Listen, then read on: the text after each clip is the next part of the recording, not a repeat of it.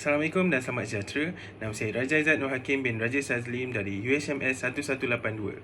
Dalam video ini, saya ingin membentangkan tentang etika dan adab ketika menggunakan perkhidmatan awam. Apakah itu pengangkutan awam? Pengangkutan awam atau transit awam merangkumi segala sistem pengangkutan yang mana penumpang tidak bergerak menggunakan kenderaan sendiri. Meskipun istilah-istilah tersebut secara amnya dianggap sebagai perkhidmatan rel dan bas, definisi yang lebih luas boleh merangkumi perkhidmatan penerbangan berjadual, feri, teksi dan sebagainya. Pengangkutan awam juga biasanya dikenali sebagai pengangkutan umum dan biasanya diatur untuk menawarkan perkhidmatan berjadual dalam laluan tetap tanpa penempahan.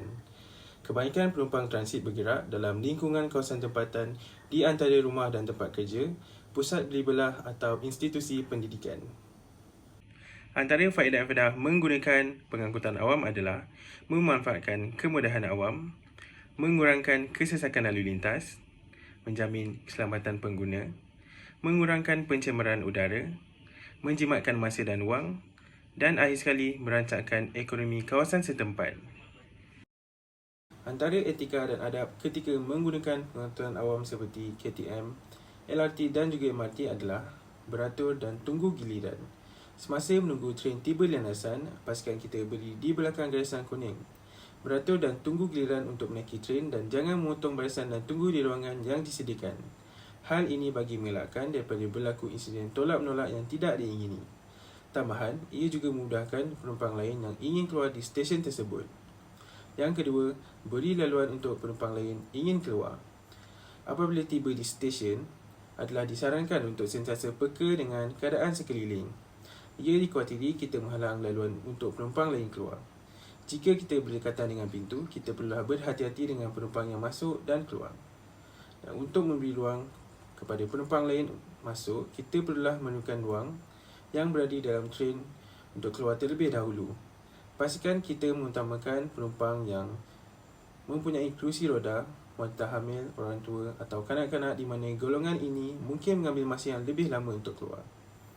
Yang ketiga, beri tempat duduk yang kepada orang yang memerlukan. Untuk setiap gerabat tren, pihak RAPIKL ataupun pihak bertanggungjawab telah menyediakan ruangan kerusi khas untuk orang kurang upaya, orang tua dan juga wanita hamil. Hal ini kerana agak sukar bagi mereka untuk berdiri di atas kenderaan yang bergerak untuk tempoh masa yang agak lama. Oleh itu, kita perlulah memberi lebih perhatian terhadap keadaan sekeliling bagi memberi peluang kepada orang yang lebih memerlukan untuk duduk. Yang keempat, jaga ketenteraman di dalam perkhidmatan awam. Elakkan daripada mengeluarkan bunyi yang kuat yang boleh mengganggu orang lain. Sebagai contoh, elakkan telefon pintar yang berdering dengan kuat, bunyi atau suara sewaktu perseriman video pada peranti pintar atau perbualan yang kuat. Adalah disarankan untuk menggunakan earphone bagi memastikan ketenteraman sentiasa terjaga. Seterusnya, pastikan gerabat tren berada di dalam keadaan yang bersih. Kebanyakan pengangkutan awam mempunyai peraturan yang mana penumpang tidak dibenarkan merokok. Kita juga tidak dibenarkan untuk membawa masuk makanan dan minuman ke dalam tren atau mana-mana pengangkutan awam. Ia bukan sahaja mengganggu penumpang lain, malah kita juga berisiko untuk menyebabkan tren kotor. Sekaligus ia juga boleh mendatangkan kecederaan kepada orang lain. Sekiranya mempunyai sesuatu yang perlu dibuang atau dilepaskan, tunggu sehingga sampai ke stesen yang dituju dan buang sampah di tempat khas yang telah disediakan. Yang akhir sekali, jaga barangan peribadi. Ketika menggunakan pengangkutan awam, kita bukan sahaja perlu menjaga kebersihan harta benda pengangkutan awam, malah kita juga perlu melindungi barang-barangan seperti beg, peranti pintar dan sebagainya.